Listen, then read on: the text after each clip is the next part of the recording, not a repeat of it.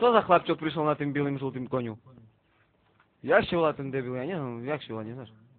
Neviem, ale má peknú riťku, by som si to s ním rád rozdal. No takový. Nie. Jak sa volá? Ja ho pojebem a ti poviem. Istádi. Idem súvať. No, idem tam. Ide ten chuj.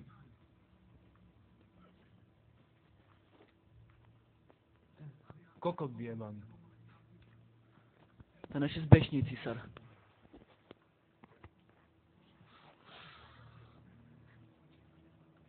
Wstawaj. Wstawaj. Jak się voláš? Jančo, Miško, Ferko, Ďuri, Pista, Jančo, jak się voláš? Žilatý si jak Pavel, alebo jaký si jak Smolej? Alebo si Smolej? Jak się voláš, čuješ, Janču? Jak się voláš? Nie si ty Smolej? Smolejší? A tebe to zaujíma. Smolej, otoče ty, bo sa pojem takoj. Otoče takoj! Otoče, keď si Smolej, rozumíš me, jasne?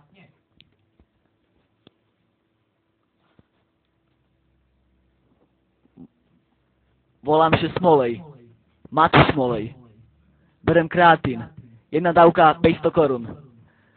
Chodím každý den do tělocvičny. Tlakujem 100 kg. Dajte si na mě pozor. Bo uvidíš.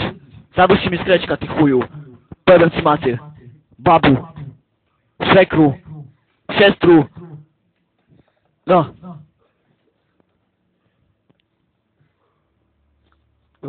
Mám dojsť.